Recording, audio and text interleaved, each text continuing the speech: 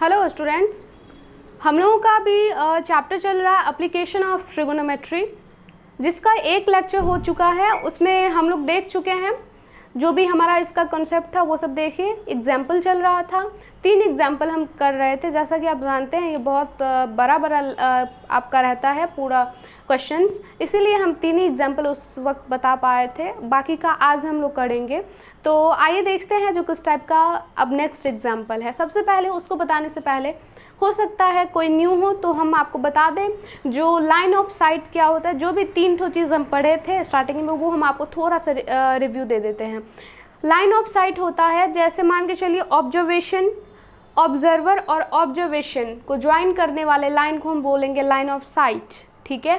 And horizontal line and line of site के बीच में एक एंगल बनता है। वहाँ पे 2 टाइप का एंगल बनेगा, angle of elevation and angle of depression. तो जब हम कोई ऑब्जर्वर ऊपर अगर देखेगा तो एंगल ऑफ एलिवेशन बनेगा, और अगर खुद से नीचे देखेगा तो एंगल ऑफ डिप्रेशन बनेगा। जिसको देख रहा है उसका बनता है, लेकिन कहाँ पे बनता है? ऑब्जर्वर के पास में बनता है। ऑब्जर्वर सबसे पहले तो लाइन ऑफ साइट हम बनाते ही हैं, उसके बाद हम एक हॉरिजॉन्टल लाइन ड्रॉ करते हैं। कहाँ से? ऑब्जर्वर से। फिर ऑब्जर्वर के पास line of sight and horizontal के बीच में एंगल जो बनता है उससे हम डिसाइड करते हैं वो कौन सा एंगल है। अगर ऊपर देख रहा होगा, अगर ऊपर ऑब्जर्वर हो, ऑब्जर्वेशन जो हमारा ऑब्जेक्ट है वो अगर ऊपर होगा तो हम बोलेंगे एंगल ऑफ एलिवेशन है, और अगर नीचे होगा तो हम बोलेंगे एंगल ऑफ डिप्रेशन है। तो आइए देखते हैं नेक्स्ट एग्जांपल हम लोग करते हैं। एग्जांपल नंबर 4 है, from a point P on the ground the angle of elevation of the top of a 10 metre tall building is 30 degree. एक एक लाइन को अच्छे से समझिए, क्योंकि सबसे पहले हमें फिगर बनाना है, फिर उसको जो फिगर में हम बनाए हैं उसको अच्छे से एक्सप्लेन करके बताना है, ठीक है। तो देखिए बोला गया है from a point P on the ground. Ground पे एक पॉइंट P है, ठीक है, जिससे एंगल ऑफ एलिवेशन, इससे एंगल ऑफ एलिवेशन किसका? Top of the building, building के टॉप का एंगल ऑफ एलिवेशन इस पॉइंट से 30 डिग्री है। समझ में आ गई बात? A flag is hoisted at the top of the building, building पे एक फ्लैग जो है वो होइस्ट है, and the angle of elevation of the top of the flag staff. और फ्लैग स्टाफ मतलब जिस पे हमारा फ्लैग रहता है, जैसे इसी पे हम फ्लैग लगा देंगे, फहरा रहा है तो इसका मतलब ये जो हमारा स्टैंड होता है इसको बोलते हैं फ्लैग स्टाफ। तो इस फ्लैग स्टाफ का जो टॉप का जो एंगल ऑफ एलिवेशन है उसी पॉइंट से वो 45 डिग्री है। Find the length of the flag staff, flag staff का लेंथ बताना है, and the distance of the building from the point P, और बिल्डिंग और पॉइंट P के बीच का डिस्टेंस भी फाइंड करना है। मतलब 2 क्वेश्चन पूछा गया, तो जैसे जैसे बोला गया वैसे वैसे हम करते हैं। तो यहाँ पे मान के चलते हैं ये ग्राउंड है, हमने मान लिया, छोटा सा ही फिगर लेते हैं क्योंकि हमें इधर क्वेश्चन भी बनाना है। तो हमने एक लिया इधर, अब मान लेते हैं इधर एक ग्राउंड पे एक बिल्डिंग है, और उस बिल्डिंग का, और आपको पता है इस बिल्डिंग के ऊपर एक हमारा फ्लैग भी है, फ्लैग स्टाफ भी है, तो उसके लिए भी स्पेस आप छोड़ दीजिएगा, ठीक है, क्योंकि हम पहले क्वेश्चन पढ़ेंगे तो हमें खुद मालूम हो जाएगा जो बिल्डिंग के ऊपर एक फ्लैग स्टाफ भी है। तो चलिए देखते हैं, हमने मान लिया ये ग्राउंड है एंड ये हमारा बिल्डिंग है, तो हम मान लेते हैं ये AB एक बिल्डिंग है और इसी ग्राउंड पे एक पॉइंट P है, ठीक है। इतना तो हमारा फर्स्ट लाइन बोला गया था, from a point P on the ground the angle of elevation of the top of the 10 metre tall building. देखिए बिल्डिंग का लेंथ भी कितना दे दिया, 10 मीटर। तो बोला गया है इस लाइन का, यहाँ तक हम लोग करते हैं। पहले बोला गया है ग्राउंड पे एक पॉइंट है P, जिससे 10 मीटर टॉल बिल्डिंग के टॉप का, मतलब इसका एंगल ऑफ एलिवेशन इस पॉइंट से 30 डिग्री है। तो एंगल ऑफ एलिवेशन मालूम ही है, यहाँ से यहाँ पे ऑब्जर्वर है पोजीशन, तो हम इस पॉइंट को और इस पॉइंट को क्या कर देंगे, ज्वाइन। अब आपको मालूम है ये लाइन ऑफ साइट हुआ, और हॉरिजॉन्टल लाइन कौन सा होगा? तो आपको मालूम है ऑब्जर्वर से हम एक स्ट्रेट लाइन ड्रॉ करते हैं ग्राउंड के पैरेलल, तो यही हमारा हो गया। तो इसके बीच में जो एंगल फॉर्म हुआ वही हमारा 30 डिग्री होगा। Angle of elevation of the top of the building from the point P is 30 degree. समझ में आई? अब हमने इतना रिप्रेजेंट कर दिया, अब आगे पढ़ते हैं। बोला गया है a flag is hoisted at the top of the building. एक फ्लैग जो है वो इस बिल्डिंग के टॉप पे होइस्ट है, मतलब फहरा रहा है। होइस्ट का मतलब होता है फहराना। At the top of the building and the angle of elevation of the top of the flag staff from P is 45 degree. इस लाइन का मतलब समझिए। And the angle of the top of the flag staff from P is 45 degree. अब देखिए, ये तो building का काम था। अब इसके ऊपर एक फ्लैग स्टाफ है, मान लेते हैं ये हमारा फ्लैग स्टाफ है ना। जैसे ये फ्लैग स्टाफ है जिसमें हम लोग झंडा, हमारा जो फ्लैग है उसको लहराते हैं लगा के, उसी तरह ये हमारा फ्लैग स्टाफ है। मान लेते हैं ये जो हमारा BC है वो फ्लैग स्टाफ है, ठीक है। अब बोला गया इसके टॉप का, मतलब पॉइंट C हो गया इसका टॉप, तो इसके टॉप का angle of elevation point P से दे रखा है 45 डिग्री। तो अब हम ऑब्जर्वर P जो है वो किसको देख रहा है? फ्लैग स्टाफ के टॉप को। तो इसको और इसको हम ज्वाइन करेंगे, है कि नहीं? ज्वाइन करेंगे तो ये हमारा लाइन ऑफ साइट हो गया। हम एक एक बात अच्छे से बता रहे हैं जो आपको पूरा कंप्लीटली क्लियर हो जाए। तो हम क्या किए, अब जो ये ऑब्जर्वर है वो फ्लैग स्टाफ के टॉप को देख रहा है, तो इस फ्लैग स्टाफ के टॉप का angle of elevation from the point P is 45 degree. तो ऑब्जर्वर के पास फिर हम क्या करेंगे? हॉरिजॉन्टल। तो हॉरिजॉन्टल ऑलरेडी है ही, तो इस हॉरिजॉन्टल और इस लाइन ऑफ साइट के बीच में जो एंगल बना, ये एंगल बना पूरा, तो ये पूरा एंगल कितना हो जाएगा हमारा? 45 डिग्री। कितना हो जाएगा? 45 डिग्री। ये हमें बोला। फिगर समझ में आ गई कैसे वो बनाना है? चलिए अब करते हैं। तो find the length of the flag staff. तो हमें फ्लैग स्टाफ का लेंथ बताना है, मतलब BC का लेंथ हमें फाइंड करना है। और क्या फाइंड करना है? इस पॉइंट और बिल्डिंग के बीच का डिस्टेंस क्या है, ये हमें फाइंड करना है। तो हमने फिगर बना लिया सारा। अब हमने क्या क्या इस फिगर में किसको किससे डिनोट किया, रिप्रेजेंट किया, वो सब आपको पूरा यहाँ पे एक्सप्लेन करना पड़ेगा। तो आइए देखते हैं। Let AB be the building। Building हमारा AB क्या है? बिल्डिंग है। BC क्या है? BC be the flag staff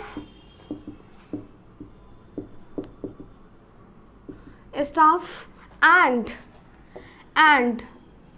देखिए ध्यान से सुनिएगा, एंड AP क्या है? And AP is the distance, AP is the distance of building। यही फाइंड करने के लिए बोला गया था। And the distance of the building from the point P, building from the point P। जो भी वहाँ पे इंफॉर्मेशन था ना वो हम यहाँ पे लिख दिए, उससे पूरा वहाँ पे फिगर में था, हम इसको लैंग्वेज में बना के लिखे जो वो हमने क्या किसको किससे रिप्रेजेंट किया है। तो AB हमारा बिल्डिंग हो गया, सिंपल सा आपको लैंग्वेज यूज़ करना है। BC be the flag staff and AP जो है हमारा बिल्डिंग और पॉइंट P के बीच का डिस्टेंस है। देन अब क्या सब हुआ, क्या क्या वैल्यू आपको फाइंड हुआ वो सब बताइए। देन जो फाइंड हुआ हम देख रहे हैं AB कितना हो गया? 10 मीटर। जो सब आपका फाइंड हुआ है वो लिखिए। एंगल ये वाला एंगल का नाम बताइए। APC 45 degree. इस एंगल का नाम बताइए। एंगल APB 30 डिग्री, है ना। और कुछ तो नहीं मिला। तो अब हमें फाइंड क्या सब करना है वो देखिए। लेट कर लेते हैं BC को फाइंड करना है। तो let BC is equal to x metre. आप नहीं भी फाइंड करते, सिंपली सॉल्व करते तो भी होता, कोई दिक्कत नहीं था। BC is equal to x metre और ये हमें AP भी फाइंड करना है, तो AP को भी ले लेते हैं। And AP is equal to x, उसको लेते उसको दूसरा कुछ वेरिएबल y मीटर। ये सब मीटर में, इसीलिए हम लोग मीटर में ले रहे हैं। अब हो गया। अब ध्यान से सुनिए, हम अब समझेंगे जो ये BC को और AP को फाइंड कैसे किया जाए। तो आप जानते हो जो हम यहाँ पे फाइंड कर पाएंगे, जब ये राइट एंगल ट्राइंगल का पार्ट हो तो हम इजीली फाइंड कर पाएंगे, डायरेक्टली फाइंड कर सकते हैं। तो हम देख रहे हैं जो BC जो है हमारा राइट एंगल ट्राइंगल का पार्ट नहीं है, तो BC को कैसे फाइंड किया जाए, क्योंकि जो पहले बोला गया उसी का हम सोचेंगे। तो BC को फाइंड कैसे किया जाए, तो ध्यान से देखिए, BC जो है हमारा AC का पार्ट है। AC का क्या है, BC छोटा सा टुकड़ा है, मतलब AC को हम क्या लिख सकते हैं, आप ही बताओ, BC प्लस AB लिख सकते हैं ना। तो हमें BC फाइंड करना है, तो इसको फ्री करेंगे तो ये AC माइनस क्या आ जाएगा, AB is equal to BC। मतलब BC फाइंड करने के लिए हमें क्या क्या चाहिए, AC और दूसरा क्या चाहिए, AB चाहिए। तो AB देखिए हमारा गिवन है बट AC गिवन नहीं है, तो इसका मतलब अब हमारे पास एक ही टारगेट है, किसको फाइंड करना, AC को। अगर AC आ जाए तो हम BC भी फाइंड कर लेंगे। तो अब सोचना ये है जो AC कैसे फाइंड करें और ये किस ट्राइंगल का पार्ट है। तो हम देख रहे हैं ये जो AC है वो कौन से राइट एंगल ट्राइंगल का पार्ट है, PAC का। कौन से ट्राइंगल का, PAC का। अब PAC को, इस सब को नेग्लेक्ट करके सोचिए, जो PAC में क्या हमारे पास दो ठो पार्ट गिवन है। जब दो पार्ट गिवन रहेगा तभी हम थर्ड वाला फाइंड कर सकते हैं। तो आप अब छोटे नहीं रहे, आप बड़े हो गए हैं, तो आपको मालूम चलना चाहिए जो ट्राइंगल का कौन कौन सा पार्ट है।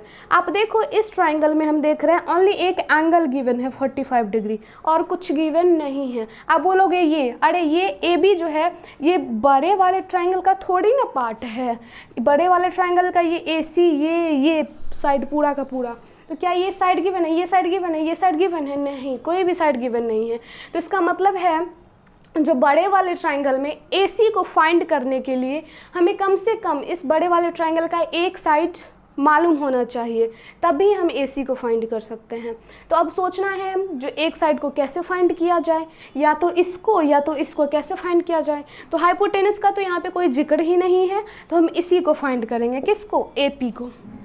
अगर हम AP को फाइंड कर लेंगे तो हमारे पास इस ट्राइंगल में, बड़े वाले ट्राइंगल में दो पार्ट गिवन हो जाएगा, एक ये और एक ये एंगल। तो थर्ड वाला हम इजीली फाइंड कर सकते हैं।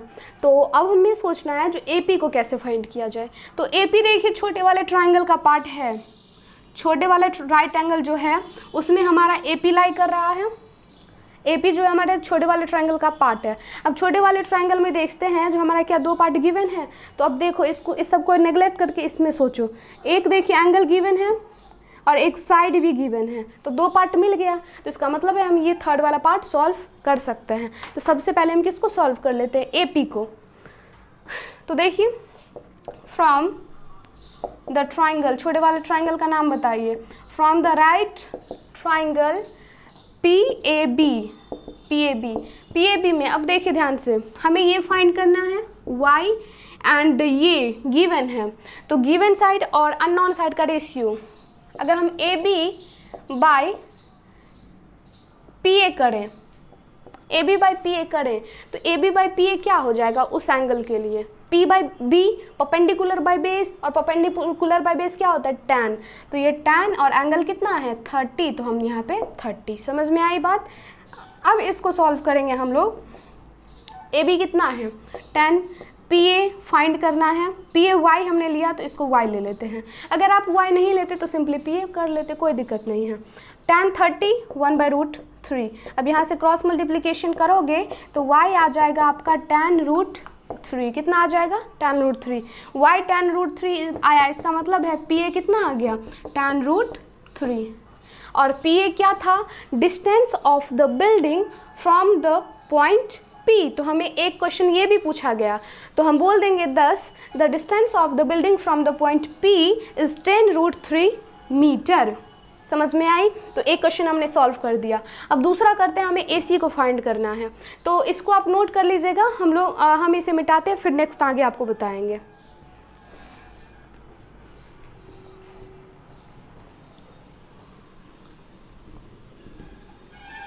देखिए इसको हम आगे बताते हैं।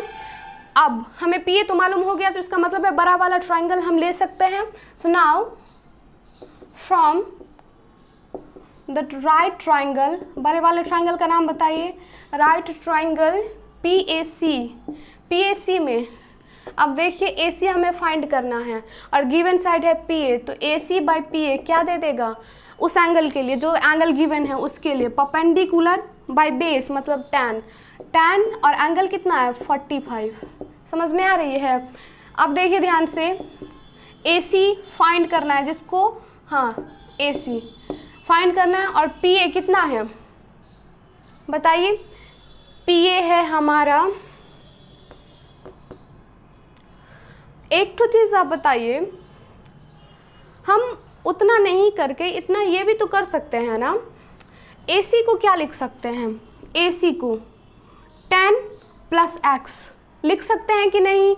आप देखो यहाँ भी हमने बताया AC = BC + AB, तो हम BC को क्या लिख सकते हैं, AC को क्या लिख सकते हैं, BC + AB। तो यहाँ जो AC आया है वहाँ पे हम x + tan भी लिख सकते हैं, या सिंपली आपको करना है, वैसे ही समझ में आ गया तो ऐसे ही करिए, PA tan√3 और ये हमारा tan 45 कितना 1, आपको जैसे समझना है वैसे समझिए। तो यहाँ से AC कितना आ जाएगा tan√3 आ गया, AC आ गया tan√3। अब हम किसको फाइंड कर लेंगे, BC को, लेंथ ऑफ फ्लैग स्टाफ को, तो करिए।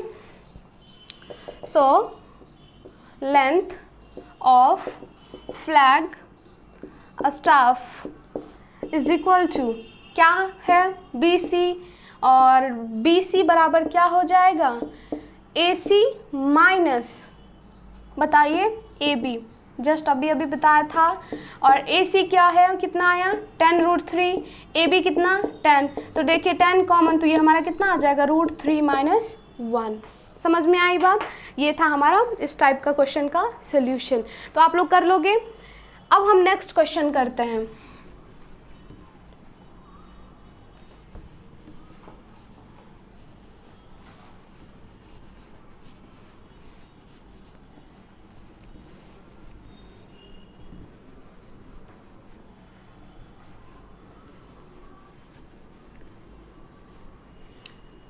नेक्स्ट है हमारा 5 क्या है देखते हैं,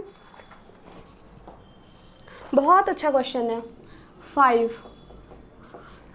the shadow of a tower standing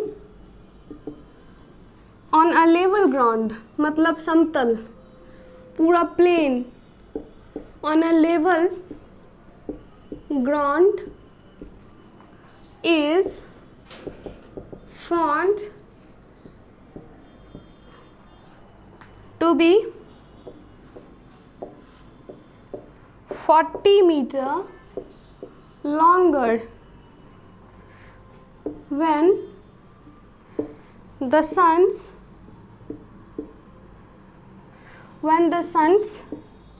altitude, इसको एंगुलर एलिवेशन भी कहा जाता है, बताते हैं। Altitude is 30 degree, then when it is 60 degree find the height of the tower. देखिए बोला गया है, ध्यान से समझिए, और इस क्वेश्चन को बताने से पहले यहाँ पे तो एक तो चीज़ आया सन्स अल्टीट्यूड, तो इस क्वेश्चन को बताने से पहले हम सन्स अल्टीट्यूड आपको बताना चाहेंगे।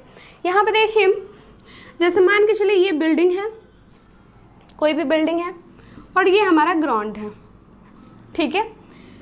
अब मान के चलिए यहाँ पे जो हमारा सन है, शैडो कब बनता है, जब सन से रे निकल के इस पे पड़ता है, इस पे पड़ता है ऐसे, और ये रे आते आते इस ग्राउंड को जहाँ पे टच करता है, ये रे बिल्डिंग को टच करते हुए ग्राउंड को जिस पॉइंट पे टच करता है, मान के चलिए हमारा ये बिल्डिंग है AB, एंड ये जो रे है वो C पे ग्राउंड को कट किया, तो जिस पॉइंट पे कट किया उस पॉइंट से फुट का जो डिस्टेंस होता है, बिल्डिंग का जो डिस्टेंस होगा, वही उसका क्या बन जाता है, लेंथ ऑफ शैडो। इस तरह से बना, तो जहाँ पे कट किया तो हमारा जो BC बन जाता है वो क्या बन जाता है, लेंथ ऑफ, ये इसका शैडो बन जाता है। समझ में आ गई। अब ध्यान से सुनिएगा, ये जो हम हॉरिजॉन्टल लेवल इसको बोलते हैं, मतलब हॉरिजॉन्टल लेवल मतलब ग्राउंड के पैरेलल या एक्स एक्सिस के पैरेलल। तो ये हॉरिजॉन्टल लेवल और इस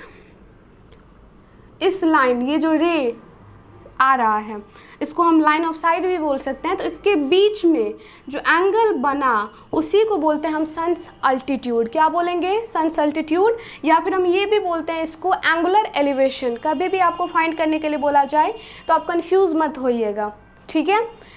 हम इसको ये भी बोल सकते हैं जो इस बिल्डिंग के टॉप का एलिवेशन है, इस पॉइंट से, ये भी बोल सकते हैं ना, क्योंकि इस पॉइंट से अगर इस बिल्डिंग के टॉप को देखेंगे तभी भी एंगल ऑफ एलिवेशन यही बनेगा। तो अब ये भी बोल सकते हो, लेकिन हमारा काम था इसके अल्टीट्यूड को समझाना, तो आप अल्टीट्यूड समझ गए होंगे, सन्स अल्टीट्यूड।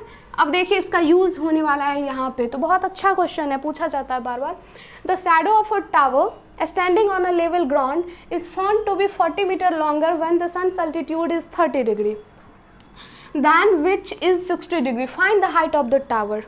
देखिए हम आपको समझाते हैं, एक टावर है, मान के चलिए ये टावर है हमारा AB। बोला गया इसका जो शैडो है, जब सन्स अल्टीट्यूड 30 डिग्री था और पहले 60 डिग्री था। देखिए समझिए, बोला गया है जब सन्स अल्टीट्यूड 60 था पहले, उसके बाद सन्स अल्टीट्यूड 30 हो गया। तो बोला गया जब सन्स अल्टीट्यूड 30 डिग्री था, उस केस में जो हमारा शैडो बनेगा वो शैडो इस कंडीशन से 40 मीटर बड़ा होगा। समझ में आ गई बात। बोला गया जब सन्स अल्टीट्यूड 30 डिग्री था, उस केस में जो शैडो बना वो इस केस से 40 मीटर बड़ा बना। तो आइए देखते हैं हम इसको फिगर में कैसे रिप्रेजेंट करेंगे। आप फिगर बनाना सीखिए अच्छे से। यहाँ पे देखिए, हम पहले 60 डिग्री एंगल के जो हमारा अल्टीट्यूड है उसको रिप्रेजेंट करेंगे। तो हमने मान लिया जो सन्स अल्टीट्यूड ये है 60 डिग्री, ठीक है, और ये हमारा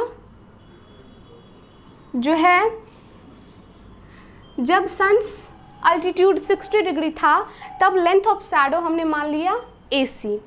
अब सन्स अल्टीट्यूड है 30 डिग्री, मतलब यहाँ से एक रे ऐसे आ रहा होगा और ये जो है हॉरिजॉन्टल और इस लाइन के बीच में ये एंगल, ये 30 डिग्री इस तरह से आएगा। तो ग्राउंड पे जिस पॉइंट पे कट किया, मान के चलिए D पे कट किया, ठीक है, तो आपको दो शैडो बना होगा। ध्यान से समझिएगा, यहाँ पे पहले सन्स जो अल्टीट्यूड था वो तरह, क्योंकि सन तो घूमता रहता है ना, तो उसका जो एंगुलर एलिवेशन होगा वो डिफरेंट होगा। तो बोला गया जब 60 डिग्री था, आप देख भी रहे होगे ये एंगल बड़ा है इसके कंपैरिजन में, मतलब जैसे जैसे ये दूर जा रहा है, जैसे जैसे शैडो बढ़ रहा है, इसका एलिवेशन जो है एंगुलर एलिवेशन वो घट रहा है।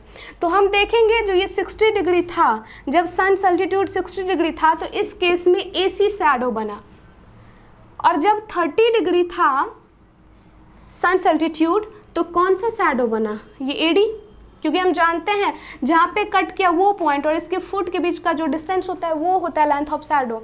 तो बोला गया ये जो लेंथ ऑफ शैडो है वो इससे AC से कितना ज़्यादा बड़ा है, 40 मीटर। मतलब अगर ये X है तो ये X + 40 होगा, ये नहीं, ये पूरा। समझ में आ रही है बात। तो ये अगर x है तो इससे कितना ज़्यादा हो गया, 40, मतलब ये जो है ये 40 मीटर बढ़ गया। क्वेश्चन समझ में आ गई। अब हम इसको आगे क्या बोला गया वो समझते हैं। तो find the height of the tower, तो हमें height of the tower find करना है, ये ठीक है, h फाइंड करना है। तो अब कैसे फाइंड करेंगे वो देखिए। तो यहाँ पे दो राइट एंगल ट्रायंगल फॉर्म हो रहा है, एक ये हो रहा है और एक बड़ा वाला हो रहा है। तो अब h को देखेंगे कैसे फाइंड किया जाए। तो हम अगर ये छोटा वाला ट्रायंगल लेते हैं, सबसे पहले देखते हैं ये किस ट्रायंगल का पार्ट है, उस ट्रायंगल में दो पार्ट गिवन है या नहीं। तो हम अगर इस ट्रायंगल में लेते हैं तो इस ट्रायंगल में भी दो पार्ट गिवन नहीं है, कैसे फाइंड करेंगे? फिर बड़े वाले ट्रायंगल में लेके देखते हैं, क्योंकि ये बड़े वाले ट्रायंगल का भी पार्ट है। तो बड़े वाले ट्रायंगल में भी बस एक ही चीज़ गिवन है, वो है एंगल। तो कैसे फाइंड किया जाए? तो बस एक ही ऑप्शन है हमारे पास, दोनों ट्रायंगल में हम ट्रिग्नोमेट्रिक जो है हमारा रेशियो अप्लाई करेंगे, उससे 2 इक्वेशन होगा और इक्वेशन को सॉल्व करेंगे तो हमारा वैल्यू आ जाएगा। तो दोनों में हम लेते हैं। लीजिए, जैसे हाँ, सबसे पहले तो हमें लेट करना पड़ेगा जो किसको क्या रिप्रेजेंट किए हैं, किससे, वो सब। तो let A B the building, let A B the building and A C B the length of क्या चीज़, shadow. A C B the length of shadow when sun altitude is 60 degree, इस तरह से। And A C be the length of shadow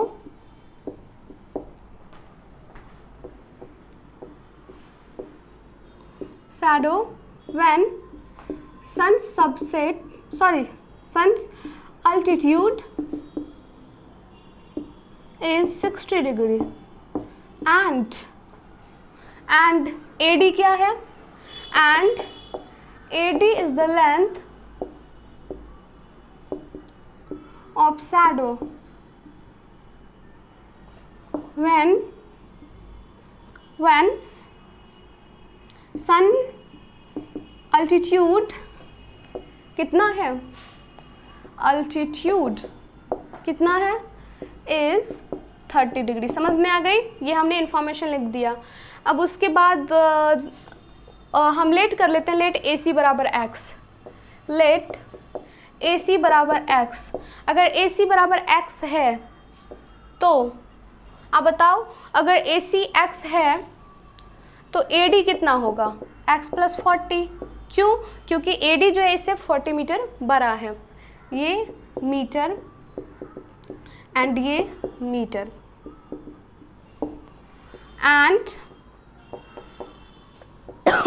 and A B बराबर हमने क्या ले लिया? H metre.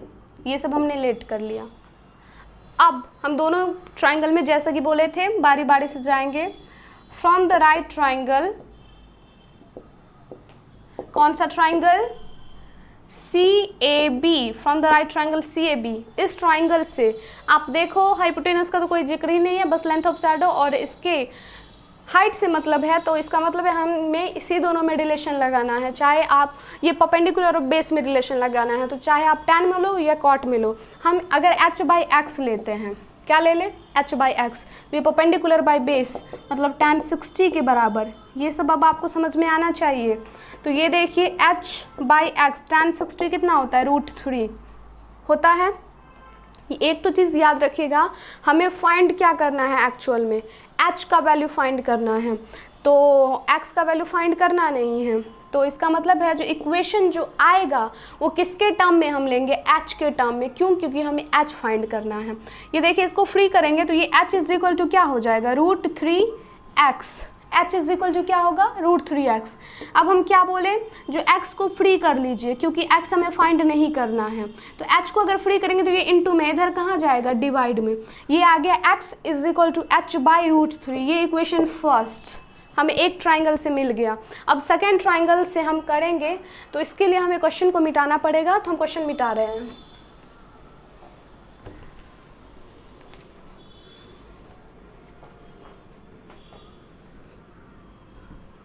देखिए, सेकेंड ट्राइंगल में and from the triangle, from the right triangle, कौन सा ट्राइंगल भाई? DAB। इससे हमें क्या मिलेगा? तो DAB में भी हम हाइट और लेंथ ऑफ शैडो के बीच में रिलेशन देखेंगे। तो AB बाई AD क्या दे देगा? tan 30। AB by AD is equal to क्या आ जाएगा? tan 30। AB क्या है? H है। और AD क्या है? अभी बताए थे x प्लस 40 है। एंड tan 30 कितना होता है? 1/√3। अब इसको सॉल्व कर लीजिए तो ये आ जाएगा √3h और ये आ जाएगा x प्लस 40 आएगा। अब x का वैल्यू आप जानते हो कितना? h/√3। तो इसमें पुट कर देंगे तो ये √3h is equal to x कितना था, h/√3 और ये प्लस 40, ये 40 कहाँ से आ गया, हाँ 40 सही है, प्लस 40। अब हम h वाले टर्म को इधर ले आते हैं, तो ये √3h माइनस h/√3 और इधर क्या बच जाएगा 40। तो आप देखो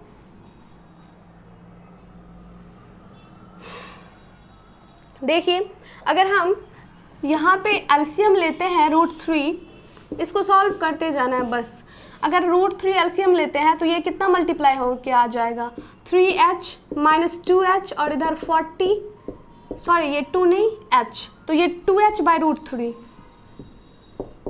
और ये 40, ये देखिए 2 1 जा 2, 2 से 20, तो h इज इक्वल टू आ जाएगा 20/√3। आप इसको चाहो तो आप ऐसे रैशनलाइज करके भी सॉल्व कर सकते हो। रैशनलाइज करेंगे तो ये 20√3/3 आ जाएगा, मतलब 20√3/3 हमारा आंसर हो गया। हाइट ऑफ किसका, हमारा जो बिल्डिंग था उसका। समझ में आई बात?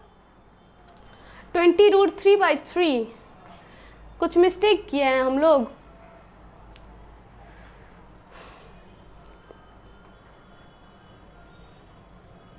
h/x प्लस 40 सही बात है। tan 30 कितना होता है 1/√3, √3h is equal to x plus 40, तो √3h is equal to x कितना है h/√3, तो h/√3 हमने रखा प्लस 40, तो ये हमारा हो गया 3h minus h/√3 is equal to 40। हाँ गड़बड़ तो हुआ है, कहाँ, यहाँ पे कैसे, तो आप देखो h को अगर फ्री करेंगे तो ये 20 और ये √3 कहाँ जाएगा इनटू में, तो हमारा आंसर आ जाएगा 20√3 मीटर। समझ में आई? इस तरह से हम क्वेश्चंस को सॉल्व करेंगे। तो इसको मिटा रहे हैं हम, नेक्स्ट क्वेश्चन अब आपको बताएंगे।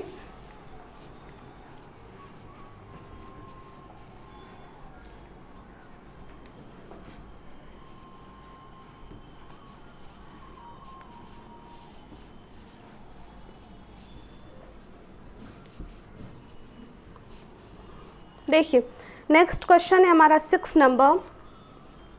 पहले तो क्वेश्चन हम लिखेंगे, एकदम बड़ा सा है। द एंगल ऑफ डिप्रेशन, अब डिप्रेशन वाला आ गया, अभी तक एलिवेशन वाला था।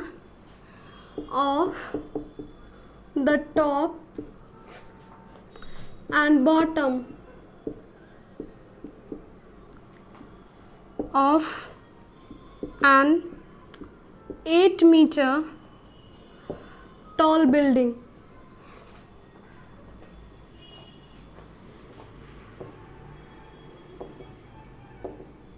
बिल्डिंग कहाँ से, from the top of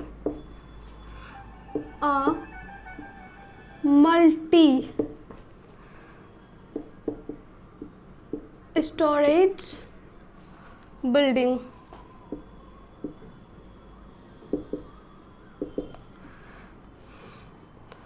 are 30 degree and 45 degree respectively. Find the height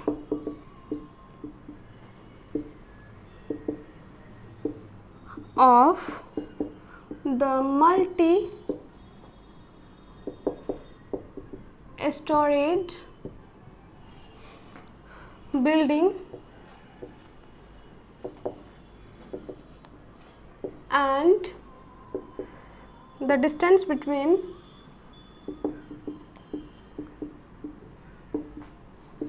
two building.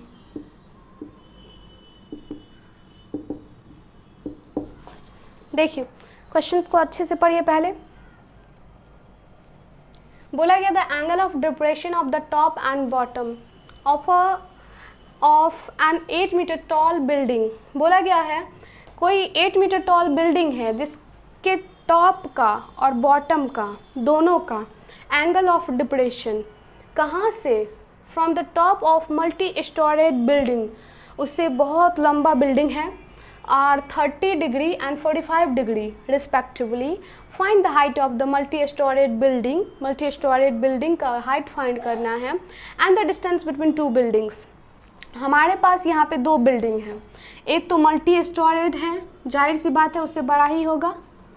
तो हमने मान लिया जो ए बी जो है वो मल्टी स्टोरेज बिल्डिंग है, ठीक है।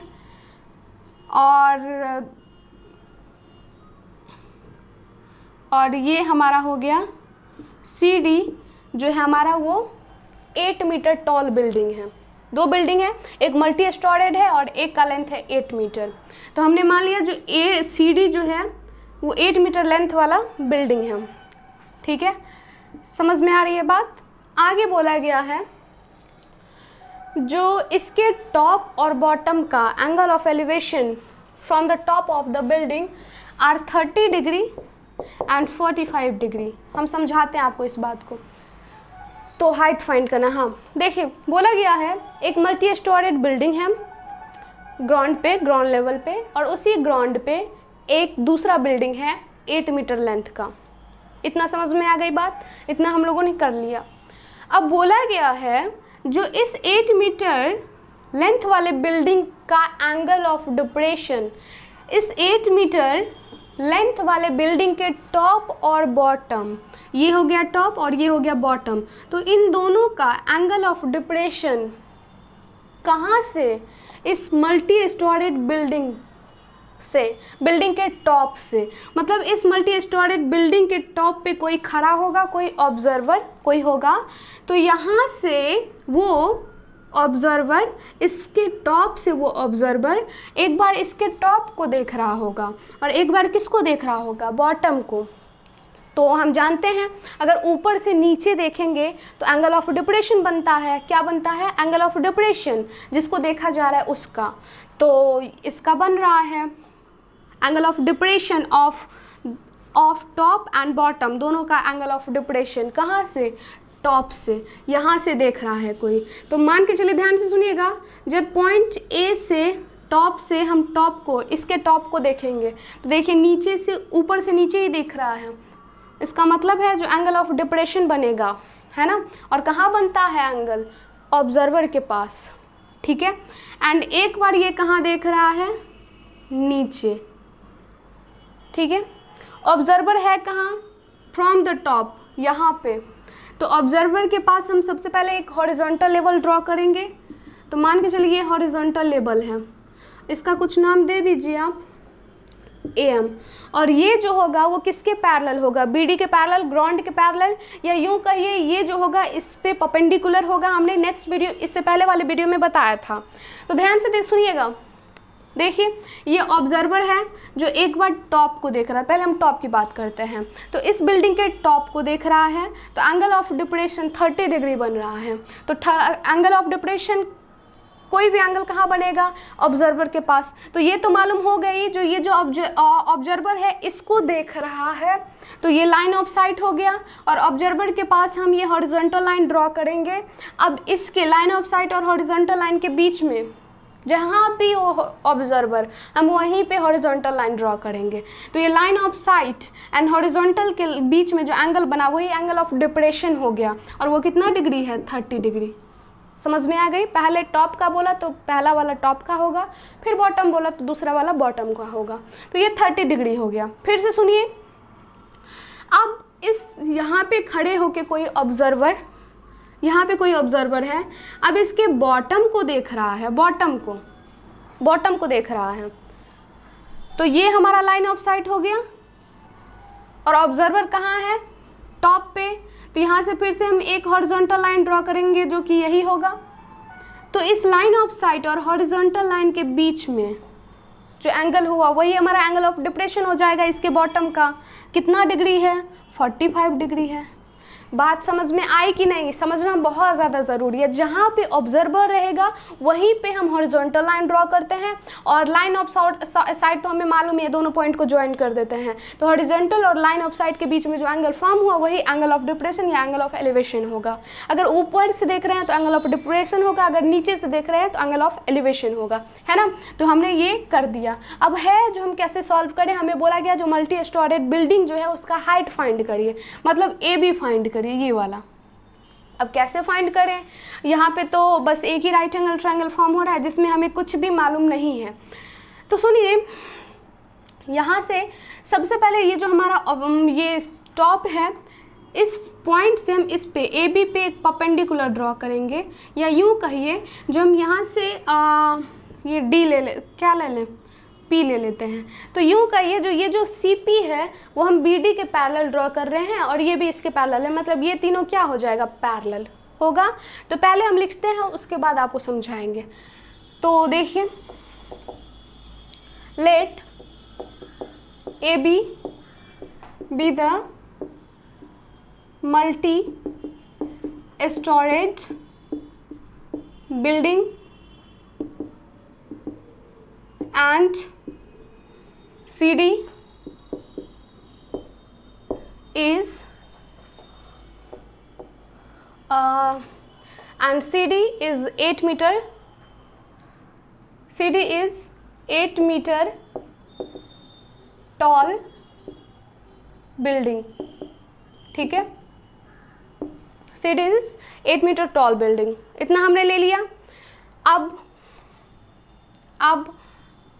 क्या करेंगे हम लोग, उसके बाद हमें कुछ समझ में नहीं आ रहा था, तो इसके एंगल ऑफ डिप्रेशन करने के लिए हमें हॉरिजॉन्टल ड्रॉ करना पड़ा। तो हम वो लिखेंगे ड्रॉ, जैसे जैसे हम किए थे वैसे वैसे हम यहाँ पे लिखेंगे ड्रॉ।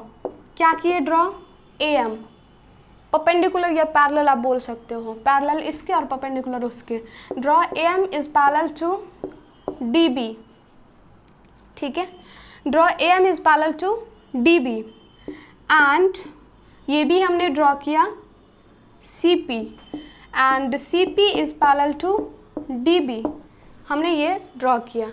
सो ये तीनों लाइन देखिए, ए एम भी इसके पैरेलल और ये भी इसके पैरेलल, तो इसका मतलब है ये तीनों लाइन पैरेलल होगा। So A M is parallel to C P is parallel to D B, ये तीनों पैरेलल हो गया। देन अब क्या क्या हमें मिलेगा वो देखिए, ध्यान से सुनिएगा। Then C D is equal to 8 metre C D, हाँ एक तो चीज़ और देखिए, सी डी और पी बी क्या होगा, इक्वल। अब ये हम नहीं बताएंगे, क्यों, क्योंकि हमने इससे पहले वाले वीडियो में नेक्स्ट क्वेश्चन से हमें बता दिया है। 8 मीटर हो गया, प्रीवियस वाले क्वेश्चन से में 8 मीटर हो गया, है ना। अब क्या फाइंड करेंगे वो देखिए, ध्यान से सुनिएगा। आपको मालूम है ये और ये क्या है, पैरेलल। पैरेलल वाला लाइन का प्रॉपर्टीज़ याद है, आप देखो इन दोनों लाइन को ये लाइन कट कर रहा है AC, तो AC क्या हो जाएगा, ट्रांसवर्सल। अब ट्रांसवर्सल है तो ये वाला और ये वाला एंगल क्या होगा, इक्वल। क्यों, क्योंकि अल्टरनेट है। तो ये 30 है तो ये भी कितना होगा, 30। समझ में आ रही है बात। फिर देखिए, आपको मालूम है जो ये वाला और ये वाला लाइन भी आपस में पैरेलल है ना, और इस दोनों लाइन को, इसको और इसको, ये वाला लाइन कट कर रहा है AD, तो ये 45 है, तो ये भी कितना होगा, 45, अल्टरनेट इंटीरियर एंगल। बात समझ में आई। सो हम यहाँ पे लिखेंगे एंगल, कौन कौन सा, इस एंगल का नाम बताइए, ACP। ACP जो हो गया वो किसके बराबर हो गया, CAM के बराबर, और CAM कितना था, 30, और ये क्यों हुआ वो हम आप यहाँ पे रीज़न लिखेंगे। और दूसरा क्या हमने अभी इक्वल क्या है, ADB, ये किसके बराबर हुआ, तो MAD के बराबर, और ये कितने के बराबर था, 45 डिग्री। और ये क्यों, क्योंकि अल्टरनेट इंटीरियर एंगल्स हमने फाइंड कर लिया। जो फाइंड होता है ना सबसे पहले हम वो फाइंड करते हैं। अब हो गया। अब उसके बाद जो फाइंड करना है उस पे आते हैं। तो क्या फाइंड करना है, AB फाइंड करना है। तो AB देखिए कौन से राइट एंगल ट्रायंगल का पार्ट है, ABD का पार्ट है। तो ABD का पार्ट है, तो ए बी डी का अगर पार्ट है तो हम ये कब फाइंड कर पाएंगे, जब हमें ए बी डी का 2 पार्ट मालूम हो। तो हम देख रहे हैं ए बी डी में तो ओनली एक एंगल गिवन है, तो हम 2 पार्ट तो है ही नहीं, तो हम कैसे फाइंड करेंगे। हमारे पास एक और राइट एंगल ट्रायंगल है ऊपर A P C. A P C में देखिए, ए पी सी में भी एक ही पार्ट गिवन है, ओनली एंगल, और चीज़ तो गिवन नहीं है, तो क्या करेंगे। तो बस सिंपल सी बात है, हम इससे पहले वाले क्वेश्चन में भी इसी तरह का आया था। तो हम क्या करेंगे, दोनों ट्रायंगल में से हमें 2 इक्वेशन मिलेगा और 2 इक्वेशन को सॉल्व करेंगे, हमारा अपने आप आ जाएगा, है ना। तो अब ध्यान से सुनिएगा, ये अगर हम x ले लें, ठीक है, और ये अगर h है पूरा,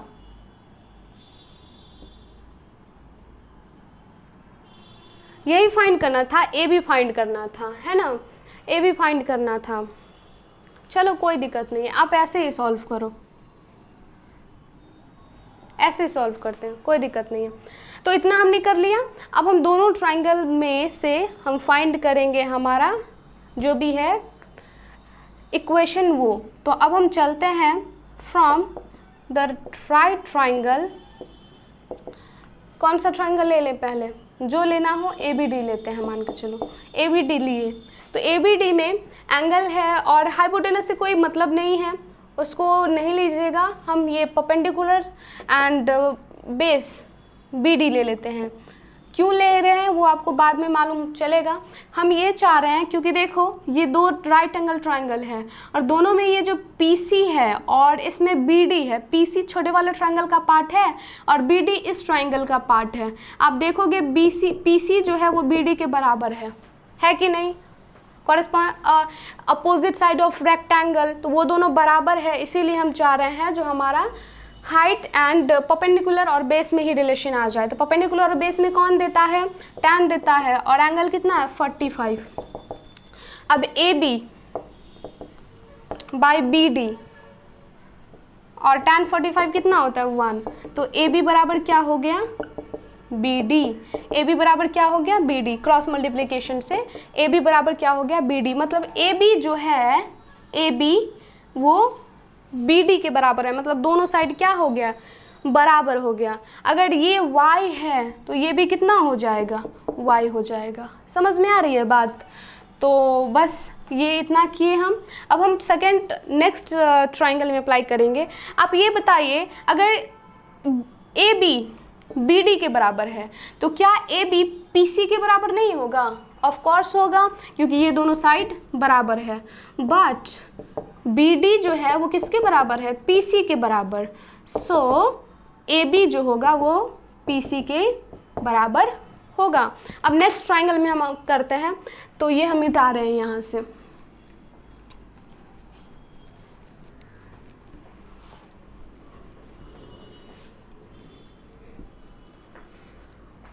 देखिए अब हम लोग नेक्स्ट ट्रायंगल में जाते हैं। तो फ्रॉम द ट्रायंगल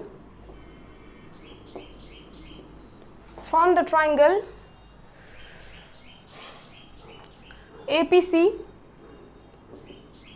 वहाँ से हमें क्या मिलेगा AP by PC is equal to AP by PC is equal to क्या मिलेगा 30, है ना 30।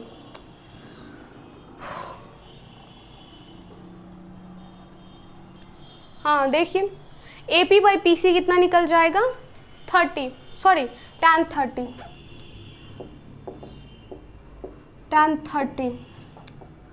तो PC जो था हमारा x के बराबर ही था, है ना। एक मिनट देखते हैं, हमारा यहाँ से आ गया ये दोनों साइड बराबर। अब ये दोनों साइड बराबर है AP by PC is equal to है tan 30, तो ये 1/√3 आ जाएगा। तो AP को कैसे रिमूव किया जाए, क्योंकि AP तो गिवन है नहीं, तो क्या करें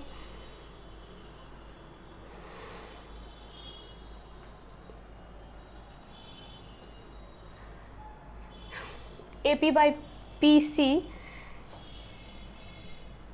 हाँ बहुत मिस्टेक हो रहा था, ये CD 8 है, इस पे तो हम लोग ध्यान दिए ही नहीं, इसका तो कुछ यूज़ हुआ ही नहीं, ये 8 है तो PB भी क्या होगा 8 होगा, है ना। अब ध्यान से सुनिए, AP यहाँ पे हम क्यों रुक रहे थे पता है, क्योंकि यहाँ पे हम PC को AB तो लिख सकते हैं, जो कि हमें फाइंड करना है, AB तो लिख सकते हैं, बट फिर भी AP रह जाएगा, एक वेरिएबल रह जाएगा, तो फिर हम इसको कैसे सॉल्व करेंगे, फिर दो वेरिएबल है तो सॉल्व करना बहुत ही ज़्यादा डिफ़िकल्ट हो जाएगा। तो हम सोचे थे जो AP को भी क्यों ना PC के ही फॉर्म में लाया जाए, तो अब AP को कैसे PC के फॉर्म में लाएं, तो अब देखिए AP को हम क्या लिख सकते हैं, अगर AB में से इस पार्ट को हटाएंगे तो ये पार्ट बचेगा, मतलब AB माइनस 8 करेंगे तो AP हो जाएगा, तो हम AP के जगह पे क्या लिखेंगे, AB माइनस BP, और BP कितना है 8, और ये हमारा PC को भी क्या लिख सकते हैं AB, क्योंकि PC बराबर AB है, और ये tan 30 1/√3। अब इसको सॉल्व करिए, क्रॉस मल्टीप्लिकेशन करेंगे तो ये हमारा आ जाएगा AB, और ये √3 AB माइनस √3 अब इसको इधर ले जाइए और इसको इधर ले जाइए, तो ये 8√3 माइनस से प्लस में हो गया, और ये √3 AB माइनस AB, तो अब देखिए यहाँ पे AB अगर कॉमन लेते हैं तो ये हो जाएगा हमारा √3 माइनस 1, है ना। तो यहाँ से अगर AB को फ्री करेंगे, क्योंकि AB हमें फाइंड करना है, AB को फ्री करेंगे तो जो इनटू में है इधर आएगा डिवाइड में, 8√3 के डिवाइड में कितना आ जाएगा √3 माइनस 1। अब इसको हम लोग रैशनलाइज कर लेंगे, तो रैशनलाइजेशन आप लोग को आता होगा, ये √3 माइनस 1 का रैशनलाइजिंग फैक्टर से ऊपर नीचे मल्टीप्लाई कर दीजिए, है ना।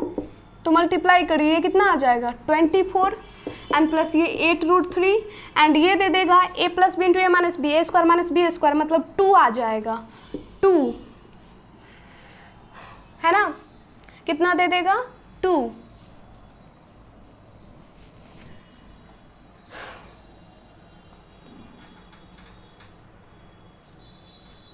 माइनस 8√3 तो 2, तो ये हमारा आ जाएगा कितना 4√3 प्लस 12, कट के तो यही आना चाहिए, ये इससे ये 12 प्लस कितना 4√3, लेकिन कुछ और भी कैंसिल हो सकता था, आंसर क्या है पता नहीं, ठीक है ना। AB √3 AB minus 8√3 is equal to कितना, AB इधर गया तो ये हमारा 8√3 इधर आ गया, तो AB कॉमन लिए तो √3 minus 1, AB is equal to 8√3 by √3 minus 1, √3 plus 1 by √3 plus 1, तो ये हमारा हो गया 8 3 24 एंड वो प्लस 8√3 एंड बाई 2। तो चलिए जो भी कुछ आंसर होगा, लेकिन हमको इसको बनाएंगे, हो सकता है कहीं कुछ हमारा कुछ मिस्टेक हो गया हो, या ये भी हो सकता है जो ये सही ही हो, लेकिन बनाने का तो मेथड यही है ना, तो आप लोग इसी प्रोसेस के साथ बनाओगे। तो देखिए कितना अच्छा क्वेश्चन था, बोला गया था जो एक मल्टी स्टोरेड बिल्डिंग है इसका हाइट फाइंड करना है, और दूसरा बिल्डिंग था 8 मीटर लॉन्ग का जिसका एंगल ऑफ डिप्रेशन गिवन था। तो आप देखें किस तरह से हम इसको सॉल्व किए, दोनों ट्राइंगल जो राइट एंगल ट्राइंगल था दोनों में हम ये ट्रिगोनोमेट्रिक रेशियोज जो था वो हम अप्लाई किए, हमें 2 इक्वेशन मिला और दोनों इक्वेशन को सॉल्व किए, हमारा बन गया। ठीक है, तो बस कुछ नहीं, अगर एक ट्राइंगल में नहीं मिल रहा है तो हमें 2 इक्वेशन मिलेगा और दोनों इक्वेशन को सॉल्व करेंगे, हमारा आ जाएगा, बस यही लॉजिक है।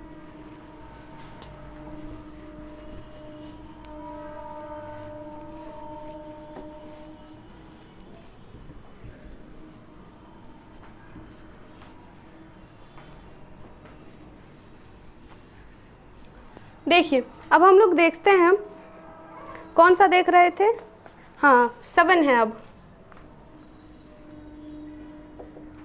बोला गया from a point on a bridge बहुत अच्छा क्वेश्चन है ये भी। From a point on a bridge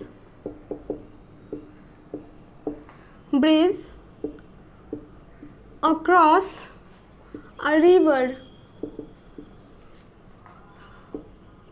the angle of depression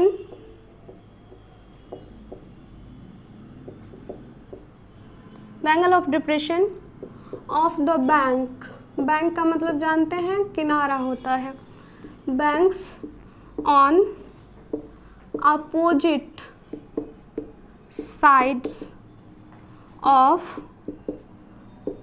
the river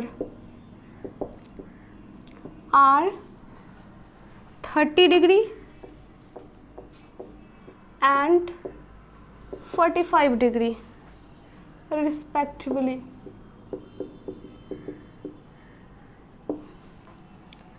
If the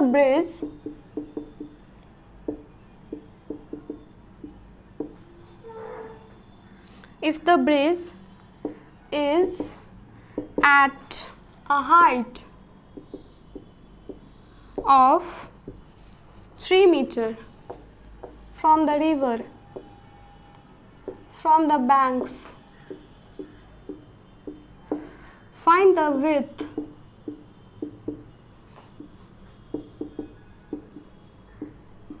of the river. देखिए अच्छा क्वेश्चन है। बोला गया है from a point on a bridge across a river, किसी रिवर को क्रॉस करने के लिए एक ब्रिज बनाया गया है।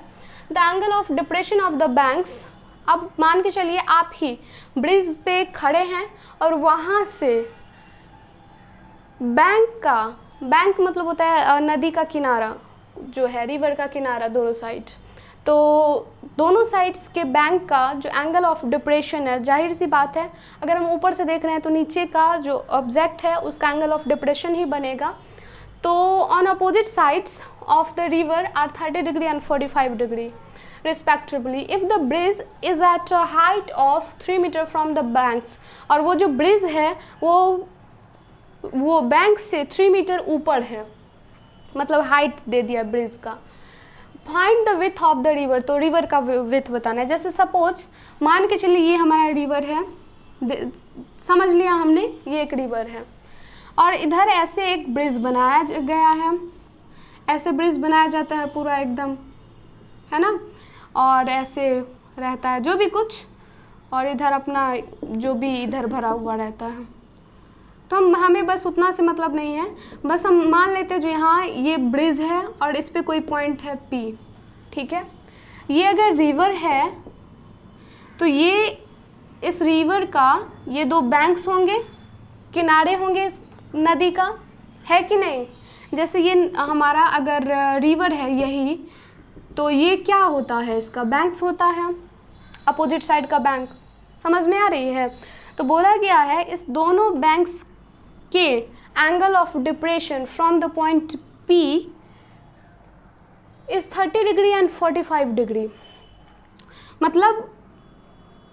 मतलब बोला गया है, ध्यान से सुनिए, यहाँ पे कोई ऑब्जर्वर है एंड वो एक बार इस बैंक को देखता है और एक बार इस बैंक को देखता है। तो इस दोनों बैंक का एंगल ऑफ डिप्रेशन एक का होता है 30 डिग्री और एक का होता है 45 डिग्री,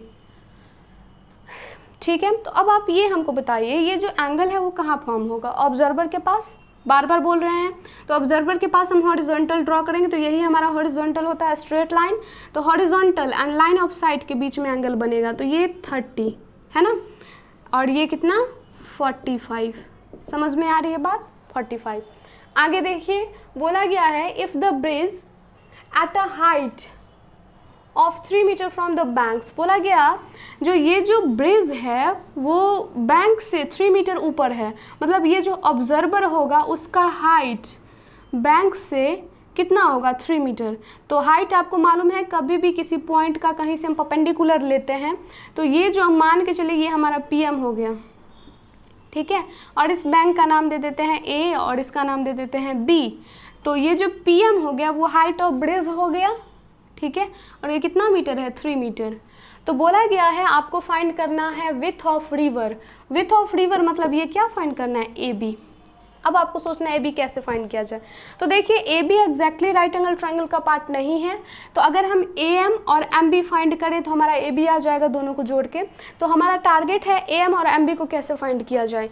तो ए एम इस ट्रायंगल का पार्ट है, इस राइट एंगल का ट्रायंगल का। तो आप देखो इस राइट एंगल ट्रायंगल में ओनली ये साइड गिवन है और कुछ तो दिया नहीं है। तो आप देखो ना, ये और ये क्या होगा, पैरेलल, पैरेलल लेके चलेंगे। तो ये 30 है तो ये भी कितना हो जाएगा 30 अल्टरनेट, ये 45 है तो ये भी कितना हो जाएगा 45 डिग्री। समझ में आ रही है, ये 45 डिग्री हो गया। तो अब तो हम दोनों ट्रायंगल में अप्लाई कर ही सकते हैं, दो दो पार्ट गिवन है। तो अब हम जिसको जिससे रिप्रेजेंट कर रहे हैं वो हमें लिखना पड़ेगा यहाँ पे। तो लिखिए,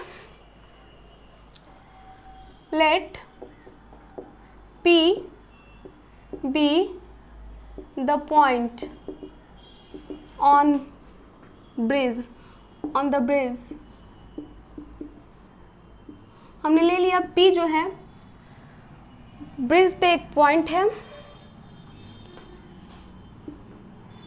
लेट A एंड B किसको रिप्रेजेंट कर रहा है, बैंक्स को। Let A and B represent the banks, represent the bank on opposite side of river। ए और बी रिवर के अपोजिट साइड के बैंक को रिप्रेजेंट कर रहा है, ये हमने लिख दिया। अब उसके बाद हम एंड पी एम क्या है, and P M is the height of the bridge, of the bridge from the banks, है ना, कोई दिक्कत। PM उसका हाइट हो गया, इतना कुछ हमने लिखा। देन क्या सब आया हमारे पास वो देखिए।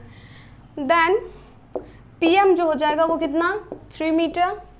एंगल जो सब आया है वो लिखिए, PAM 30 degree and PBM 45 degree लिख दिया। अब दोनों ट्रायंगल में बारी बारी से अप्लाई करिए। From the triangle, from the right triangle, कौन सा, PMA में क्या अप्लाई करेंगे, देखिए गिवन हमारा PM है और फाइंड करना है ये, तो इस एंगल के लिए परपेंडिकुलर और ये बेस, तो PM by AM perpendicular by base, तो ये हो जाएगा 10 और एंगल कितना है 30, तो ये हमारा हो जाएगा PM 3 है, AM फाइंड करना है और ये tan 30 होता है 1/√3। तो AB यहाँ से हम क्रॉस मल्टीप्लिकेशन करेंगे तो AB आ जाएगा, सॉरी AB नहीं AM, तो AM आ जाएगा हमारा 3√3। अब दूसरे ट्रायंगल में जाते हैं। फ्रॉम द राइट ट्रायंगल,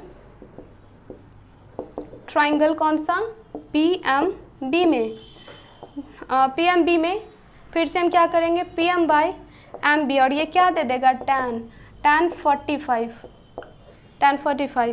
अब PM 3 है, MB tan 45 1 होता है, तो क्रॉस मल्टीप्लिकेशन करिए तो MB हमारा आ जाएगा 3।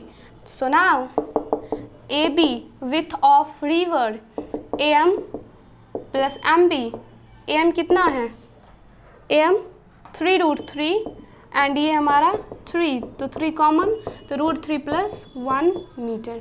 समझ में आई। तो ये था हमारा विथ ऑफ रिवर फाइंड हो गया। क्या हार्ड है, नहीं। अब हम नेक्स्ट एग्जांपल करते हैं, बस एक बचा है, वो NCERT का जो चैप्टर है एक्सरसाइज उसका क्वेश्चन है, बट पूछा जाता है तो इसलिए हम उसको सोचे बता देते हैं।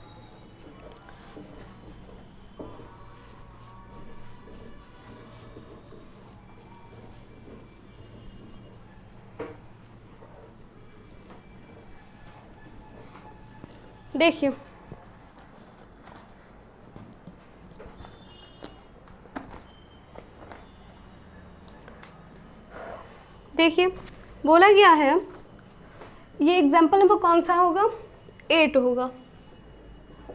बोला गया है a tree a tree breaks due to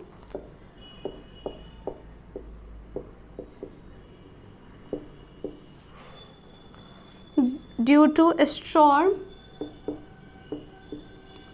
and the broken parts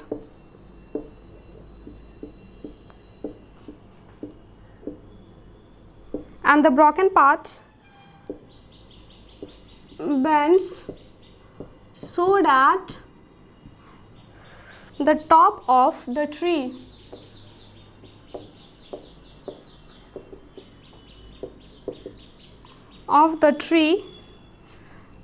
touch the ground, making an angle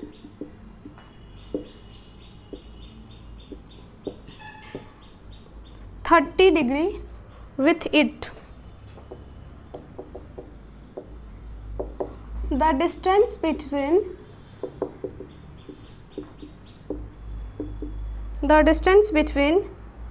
the foot of the tree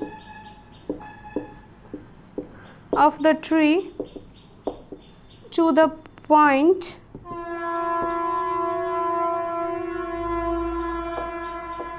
where the top touches the ground is 9 meters. Find the height of the tree. देखिए बहुत अच्छा question है. बोला गया है a tree breaks due to a storm, अच्छे से पढ़िए, and the broken part bend so that the top of the tree touched the ground, making an angle 30° with it. The distance between the foot of the tree to the point where the top touches the ground is 9 meters. Find height of the tree. देखिए बोला गया है एक tree है, suppose मान लेते हैं एक ट्री है AB, या कुछ भी मान के चलिए AB एक ट्री है. अब किसी कारण मान के चले आंधी तूफान में ये ट्री जो है वो टूट गया. आप लोग भी देखते होंगे, जनरल लाइफ में हम लोग भी देखते हैं, जैसे टूट गया और फिर ऐसे गिर गया है, अर्थ पे ऐसे लगा हुआ है. तो उससे वही क्वेश्चन बोला गया है, जो कोई ट्री है, ठीक है, कोई ट्री है जो आंधी तूफान में ऐसे टूट के गिर जाता है, कहीं से टूट के गिर जाता है और ग्राउंड को टच करता है. मान के चलिए ये ग्राउंड है और ऐसे ये टूट के गिर गया. हम बताते हैं आपको, ये C से और ऐसे D. ध्यान से सुनिए, मान लिया हमने एक AB ट्री है. अब ये किसी कारण जो है पॉइंट C से टूट जाता है. जैसे ये हमारा था ट्री, अब ये आंधी तूफान में पानी सब जब हुआ तो ऐसे ये टूट के ऐसे गिर गया और ये अर्थ को टच किया. अब जिस पॉइंट पे टच कर रहा है वहाँ पे वो 30° बनाते हुए गिरा है, ठीक है. और बोला गया है वेयर द टॉप टच, ये जो टॉप टच किया है ग्राउंड को, उस पॉइंट और इसके फुट के बीच का डिस्टेंस है 9 मीटर. तो इसका हाइट बताइए ट्री का. नहीं समझ में आया? आई रिपीट, फिर से हम आपको बताते हैं. बोला गया एक ट्री है जो आधे से या कहीं से टूट के गिर गया है, जो ग्राउंड के साथ 30° बनाते हुए टच कर रहा है, ठीक है. ट्री है जो कहीं से टूट के इस तरह से गिर रहा है, इस तरह से ग्राउंड को टच कर रहा है कि ग्राउंड एंड इसके बीच 30° का एंगल बन रहा है. अब जिस पॉइंट पे ये इस ट्री का टॉप टच किया है ग्राउंड को, उस पॉइंट और इसके फुट के बीच का डिस्टेंस है 9 मीटर. तो इस ट्री का हाइट बताइए. तो अब ध्यान से सुनिएगा, अगर हमने AC लिया X और BC लिया Y, क्योंकि अब जो पेड़ का ये जो ट्री है इसका 2 पार्ट है, एक है AC और एक है BC. अगर हमें लेंथ ऑफ ट्री बताना है तो इन दोनों पार्ट को ऐड करना पड़ेगा, तब जाके ये पूरा ओरिजिनल हाइट आएगा ट्री का। तो अब आप ये बताओ, ये जो BC होगा ये किसके बराबर होगा? CD के बराबर। क्यों? क्योंकि यही वो पार्ट है जो ऐसे यहाँ पे गिरा है कि नहीं? ये यही पार्ट है जो ऐसे यहाँ पे गिरा है, मतलब ये ऐसे हो गया है। तो BC जो होगा वो किसके बराबर होगा? CD के बराबर। तो इसका मतलब है BC को फाइंड करने के लिए हमें इसको फाइंड करना पड़ेगा। अगर BC Y है तो ये भी कितना हो जाएगा? Y। तो अब हम चलते हैं। और वैसे भी इस राइट एंगल ट्रायंगल में, ये एक राइट एंगल ट्रायंगल में है जिसमें हमें 2 पार्ट मालूम है, तो यहाँ से हम कोई भी अब फाइंड कर सकते हैं इसका कोई भी 2 पार्ट। तो अब हम लेट कर लेते हैं, let AB be the original height of tree। हमने ले लिया जो AB इसका ओरिजिनल हाइट ऑफ ट्री है, एंड ये C से बेंट हो जाता है, and it got bent eight a point C। ये जो है वो पॉइंट C से क्या करते हैं? मुड़ जाते हैं, and at a point C and touching या meeting the ground at D।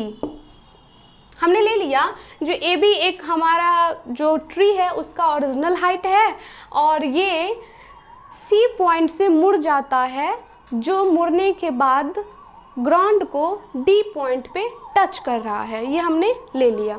अब उसके बाद लेट पहले तो ये बताइए देन होगा क्या? देन AD जो होगा वो कितना हो जाएगा? 9 मीटर, क्योंकि डिस्टेंस बिटवीन ये टॉप एंड ये हमारा फुट जो है वो तो हमारा 9 मीटर है। अब लेट कर लिए, लेट कर लिए AC बराबर x एंड BC बराबर है CD, और CD बराबर हमने क्या ले लिया? y, और ये मीटर, और ये भी क्या चीज़? मीटर। अब हम इसी ट्राइंगल में लगाएंगे क्योंकि हमारे पास बस एक ही ट्राइंगल है। तो फ्रॉम द राइट ट्राइंगल कौन सा है? DAC या CAD में लगाइए। यहाँ पे देखिए हमें ये गिवन है और सपोज हमें ये फाइंड करना है, तो परपेंडिकुलर और बेस में रिलेशन है, मतलब AC बाई AD कितना दे देगा? tan 30। तो tan 30 ये AC x है और AD है 9, और tan 30 होता है 1/√3। अब x को फ्री करेंगे तो ये हो जाएगा 9 बाई कितना? √3। ये x का वैल्यू निकल गया। अब हम किसका निकालेंगे? y का। तो फिर से आप देखिए हमें ये फाइंड करना है और ये गिवन है, तो हाइपोटेनस और बेस में रिलेशन है। तो हाइपोटेनस और बेस कौन देता है? cos। तो AD बाई CD ये हो जाएगा cos 30। AD कितना है? 9। CD फाइंड करना है, CD मतलब y, और cos 30 कितना होता है? √3/2। अब हम किसको फाइंड कर लेंगे? फ्री कर लेंगे y को। तो करिए, ये 18 और ये √3y। अब y को फ्री करिए तो 18 बाई क्या आ जाएगा? √3 आ जाएगा। अब हमें फाइंड कर लेना है AB को, वही तो फाइंड करना था एक्चुअल में, तो हम यही कर देते हैं AB। तो AB इज इक्वल टू क्या लिखेंगे? x plus Y. तो x हमारा आया 9/√3 और y आया 18/√3। तो एलसीएम लीजिए √3 एंड ये हमारा आ जाएगा 27। अब इसको रेशनलाइज कर लेंगे हम लोग, तो √3 इंटू √3, तो ये दे देगा कितना? 3। तो हम 3 लिख देते हैं, 3 9 जा, तो हमारा जो आंसर आ गया वो कितना? 9√3। तो इस तरह से हम इस टाइप के क्वेश्चंस को सॉल्व करेंगे। तो इसी के साथ हमारा जो ये एग्जाम्पल था, इस पे जो इम्पोर्टेंट क्वेश्चन था हमें लगा बताना चाहिए, वो हमने आपको बताया। अब आपका काम है जो भी इस पर आपका क्वेश्चन बने वो बनाना है ना। तो अगर कोई प्रॉब्लम होता है किसी भी क्वेश्चन को बनाने में तो आप हमें व्हाट्सएप ग्रुप में पूछ लीजिएगा, हम वहाँ पर आपको बता देंगे, ठीक है। तो मिलते हैं हम लोग नेक्स्ट वीडियो में नेक्स्ट चैप्टर के साथ, क्योंकि ये चैप्टर ख़त्म हो गया।